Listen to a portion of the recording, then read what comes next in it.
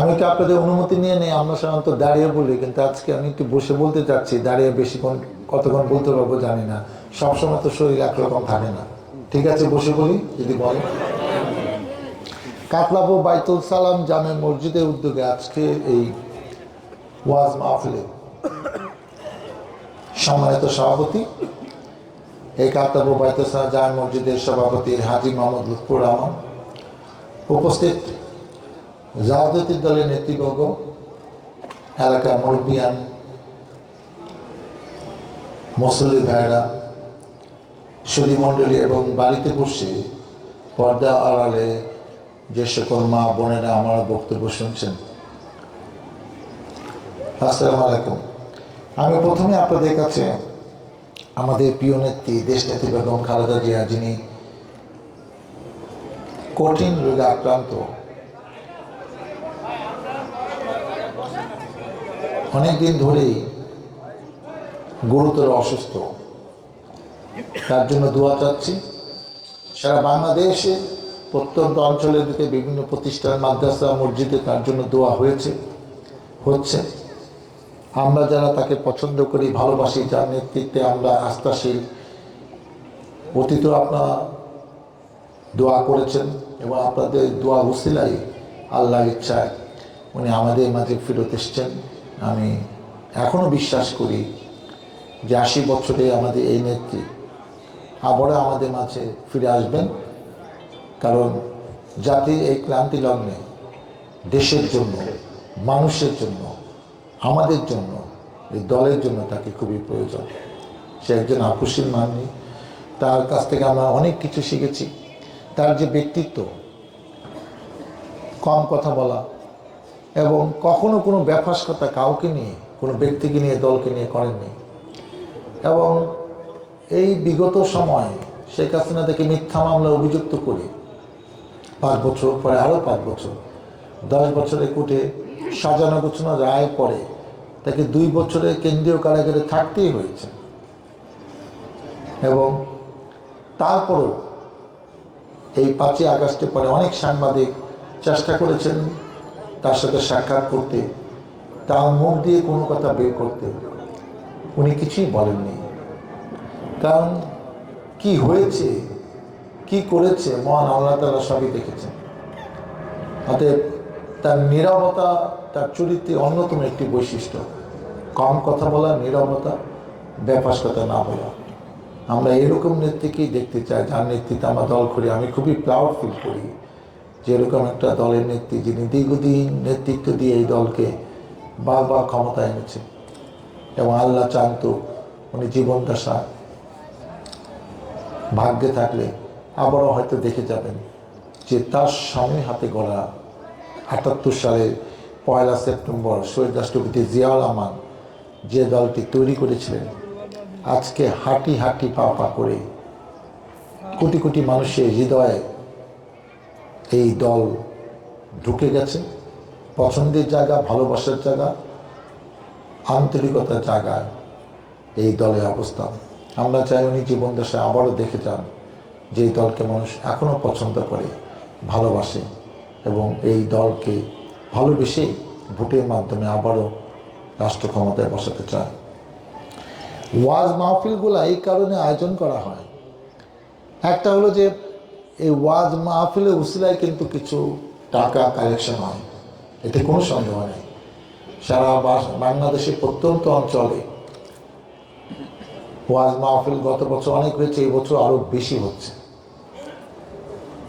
আমি অতীত দিনে অনেক কাহিনী জানি, সেগুলো আজকে বলার ইচ্ছা নাই, কারণ পরিবেশটা নষ্ট হয়ে যাবে। যে দেশে 90% ওপরের লোক মুসলমান, সেই দেশে বিগত সময়গুলো ওয়াজ মাহফিল ঠিক মতো করতে দেওয়া হয়নি। অনেক হুজুরকে মাইক কেড়ে নিয়েছে, অনেক ওয়াজ মাহফিলে 144 জারি করা হয়েছে, অনেক বিখ্যাত আলেমকে ওখানে ঢুকতেই দেওয়া হয়নি, পুলিশ প্যান্ডেল ট্যান্ডেল ভেঙে দিয়েছে।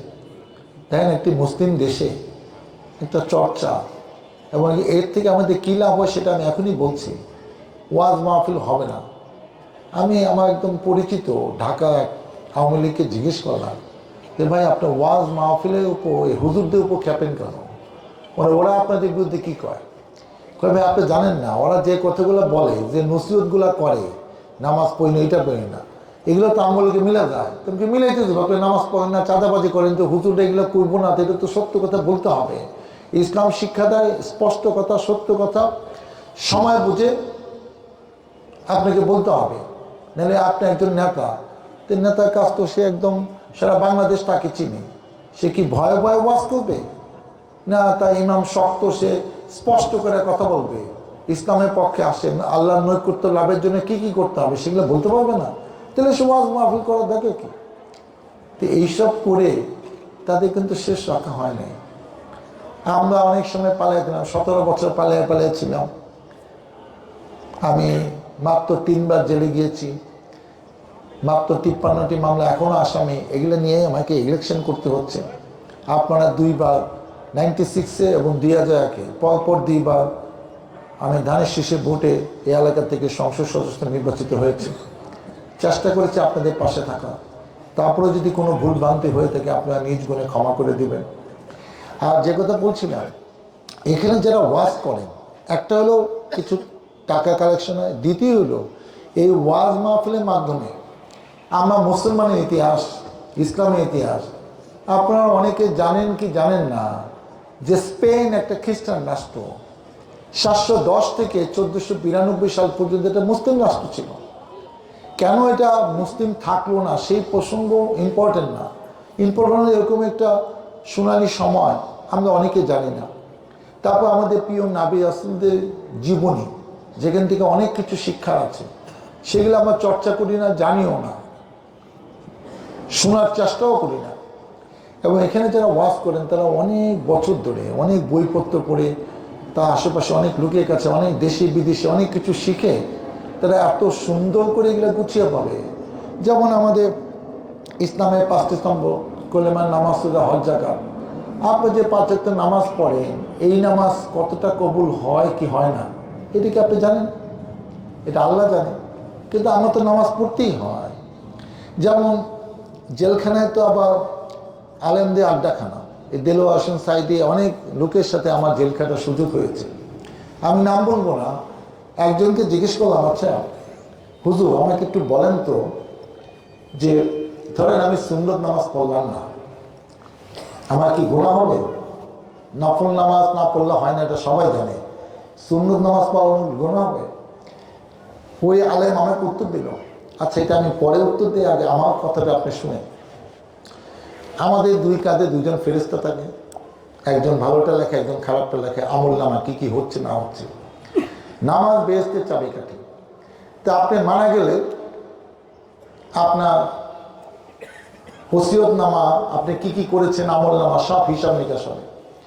সেই ফেরেশতার কাছে হিসাব যায়, দেখো তো আল্লাহ যে এই বান্দা কি করেছে হিসাব বাই করো। আগে হিসাব করো নামাজ তার সাবালক বয়স থেকে সে এখন পর্যন্ত তার ফরজ নামাজ সবগুলা পড়েছে কিনা হিসাব করো। ধরেন ফেরেশতা কম্পিউটারের মধ্যে হিসাব করে দিল, হিসাব তো তা জানাই যে আল্লাহ এত জাকাত কম আছে, তাহলে তারে কি বিচার করবো? আল্লাহ তুমি আর একটা অপশন রাখো। কি অপশন? আল্লাহ তার সুন্নত নামাজটা আমি কাউন্ট করি, সুন্নত দিয়ে তুমি কি করবা? আল্লাহ তোমার বিশাল ক্ষমতা, তুমি সুন্নত নামাজ যদি ফরজ হিসেবে কনসিডার করো, তুমি তো করবা, তোমার বিশাল ক্ষমতা, তাহলে তো তুমি আমরা দেখতে পারি, তাহলে একটা সুযোগ দাও। আচ্ছা ঠিক আছে, কাউন্ট করো। সুন্নত কাউন্ট করো, দেখলো যে ওই ফরজ যত টাকা 1 লক্ষ কত সেটা হয় না। আবার ফেরেশতা আল্লাহর কাছে কইছে, আল্লাহ তুমি আর একটা সুযোগ দাও। কি সুযোগ দিব?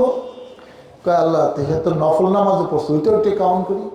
এখন নফল নামাজ কাউন্ট করে দেখলো যে আল্লাহ এখন তো দেখো তা নামাজ, কিন্তু এটা যদি তুমি ফরজ হিসেবে দেওয়া তো তা বেশি হয়ে গেছে, তোমার সুপারিশ কি? আল্লাহ তাহলে মাফ করে বেহেশতে নাও।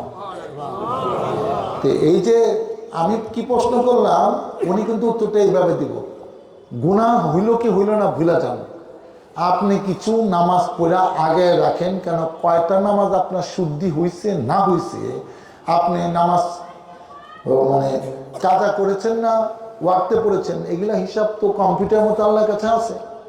তো ওই সুন্নত পড়তে হবে, নফলও পড়তে হবে। যাতে কোনো একটা খাতায় যদি আপনি সাদা খাতা জমা দেন, পৃথিবী কোনো এক্সামিনার আপনাকে 33 দিতে পারবে না। দিতে পারবে কে? যে খাতায় কিছু লিখছে। এখন আপনার দয়া হলে আপনি কিছু টাকা নাম্বার বাড়ে, তাহলে 33 দিলেন। তো এই সুন্নত নফলগুলোও যে আপনি কিছু নিয়ে আগে থাকা, আল্লাহ ইচ্ছা করলে আপনাকে কনসিডার করে কিন্তু বেহেশতে দেওয়ার একটা সুযোগ থাকে।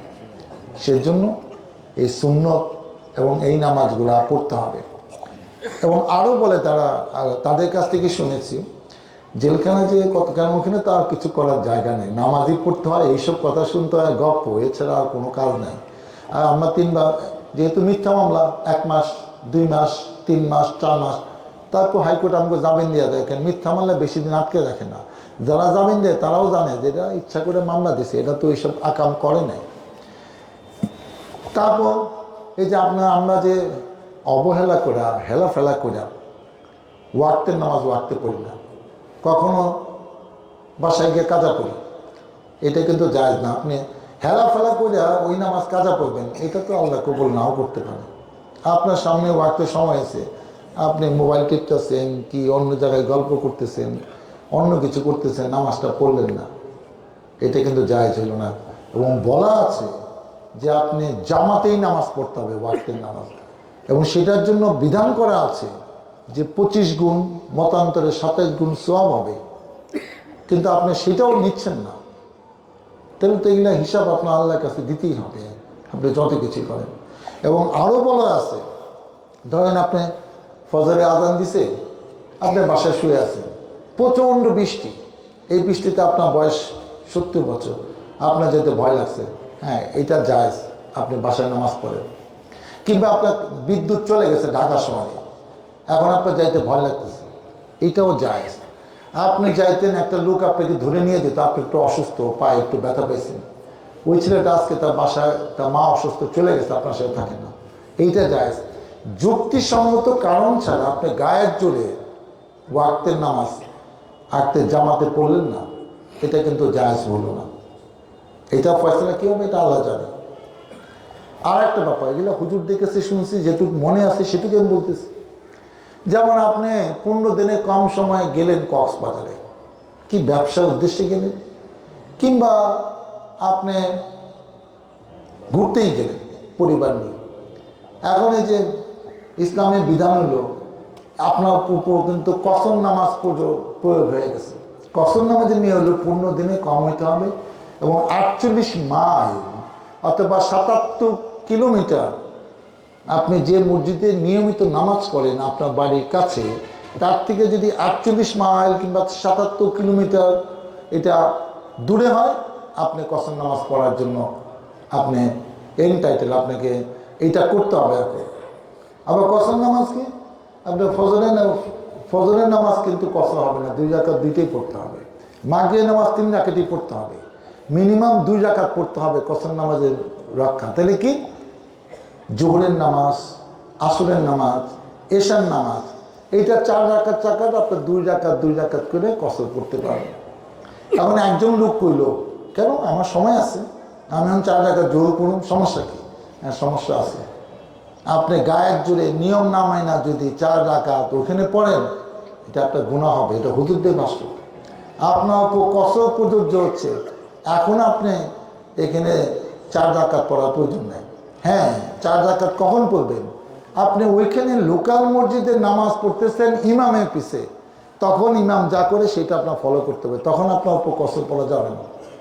তো এইসব কথা আমরা কইলে কি উনি কি যাই না কইতেছে কি না যাই না করতেছে, কিন্তু হুজুর যদি কয় করছে না, হুজুর তো এটা উনি জানে, উনি যাই না শুনি কইতেছে। তো সেজন্য হুজুরদের কথা শুনতে হয় মনোযোগ দিয়ে। এবং আপনারা দেখবেন এগুলার শেষে কিন্তু একটা দোয়া হয়। দোয়াটা কেন হয়? আমরা কিন্তু আল্লাহর কাছে কান্নাকাটি করি, মানুষের তো ভুল হবেই, মানুষ শয়তানে ভুল না, মানুষের তো ভুল হবে। তো আপনার ভুল বানতে শুদ্ধ নেওয়া, অনেকে কান্নাকাটি করে, আমরা স্টেজ থেকেও বসে দেখেছি অজুর ধারায় কাটতেছে। আমি 2-1 খবরও জানি যারা এইসব ওয়াজ থেকে শুনে ভালো হয়ে গেছে, ওয়াক্তের নামাজ ওয়াক্তে পারে। একজনের টাকা সে 2 বছর ধরে দেয় না, আরে কিরে সে 3 দিনের মধ্যে টাকা দিয়ে দিল, ও তো একটা ভালো বাদ পাল, ও এত ভালো হলে করতে গেল। পরে ওকে আইনি শুনলাম যে ওয়াজে গিয়ে অনেক কান্নাকাটি করে নিয়ত করছে, আমি আর অন্যায় করুন না, এগুলা ঠিক না। যে আপনি 2 জন লোক 3 জন লোকও যদি মানে ঠিক পথে থাকে, নামাজটা ধরে, মানুষকে না ঠকায়, অন্যায় না করে, মানুষের সাথে খারাপ ব্যবহার না করে, সেটা একটা লাভ হলো নামাজে। তো সেই ওয়াজ কিন্তু বিগত দিনে আপনারা অনেকে করতে পারেননি। সেই জন্য এই ওয়াজগুলো আরো বেশি বেশি হওয়া দরকার আমি মনে করি, এবং আগামী দিনে আরো বেশি হবে বলে আমি মনে করি। যদি আপনারা জানেন যে আমাদের নীতি দৃষ্টিতে এবং আমাদের যে এই যে টঙ্গী বিশ্ব ইজতেমা, এটা কিন্তু তার সময় সে লিখিতভাবে দিয়ে দিচ্ছে, যেটা ওয়াকফা, ঠিক আছে, তোমরা এটা ইজতেমা মাঠ হিসাবে এটা পরিগণিত হোক। বিএনপি সরকার এই হুজুরটা অনেক পছন্দ করে, এদের যখন বিভিন্ন রকম সুযোগ সুবিধা অতীত দিয়েছে, আমরা বিশ্বাস করি আগামী দিনেও এটা অব্যাহত থাকবে। আজকে বেশি কথা বলতে চাই না, কারণ আমি তো এখানে এগুলা বলার জন্য আসিনি। যেহেতু অনেক দিন পরে আসলাম এই এলাকায়, 17 বছর ছিলাম পালায়া চুয়াল পুলিশ পলান্তি পুলিশ এসেছে, এই গেলাম গা পলেয়া, আবার এলাম। তো পলে এত বেশিক্ষণ থাকা যায় না, আমাদের মতো লোক কোথায় পলে, যারে অনেক মানুষ চিনে। তো কোনো না কোনো সময় তো পুলিশ খুঁজে পায়, পুলিশ এই যে 2-3 বার লেগে জেল খাচ্ছে। তা আজকে যেটা শেষ বলবো, অনেক বছর পরে আমি যখন প্রথম এমপি হই, তখন আমার বয়স 34 বছর। তখন অনেক কিছু ঠিক মতো বুঝিও না, কেমনে উন্নয়ন করতে হয়, কেমনে মানুষের সাথে ব্যবহার করতে হয়, ওইটা করতে হয়, ভুলভ্রান্তি থাকতেই পারে। এখন আপনার 30 বছর পরে আবার আসছে আপনাদের সামনে ভোট দেওয়ার জন্য। অনেকে ওই যে মজা করে যাচ্ছে, এই লোকটা আমি আগেও একবার এমপি হয়েছে, আবারও আইসে কেন, কি চায়, কি হইতে চায়, আবারও তাহলে টিকিট দিচ্ছে এই দলে, আর লোক নাই এরই টিকিট দেয় কেন। মানুষ মজা করে অনেক কথা বলে। তা আবার 30 বছরে আসছি, কতদিন আল্লাহ হায়াত দিচ্ছে জানি না। ধরেন আজকে যদি হায়াত না থাকতো, কিংবা শেখ হাসিনা আমাকে যদি গুম করে বলতো, আমি কি এখানে আসতে পারতাম? আল্লাহ রক্ষা করছে, সেই জন্য তো আজকে সুযোগ পাইছি। সেজন্য আপনাদের কাছে বিনয়ের কাছে বলে যাই, আমি আপনাদের কাছে দোয়া চাই, সহযোগিতা চাই, সমর্থন চাই। আপনাদের কাছে ধানের শীষে ভোট চাই।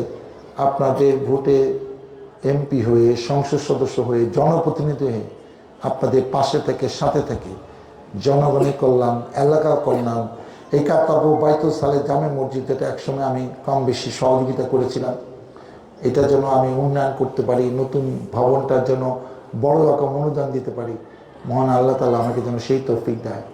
আবার অনেকে কইবেন, আচ্ছা এইসব সুন্দর সুন্দর কথা শুনছি, উনি আসলো, উনি তো আসল কথাই করলো না। আমি আবার কই, আসলে আসল কথা কি? ভাই কিছু টাকা টুকা না দিলে তো এদের খরচ টরচ হয়েছে না, অনেক কিছু হয়েছে।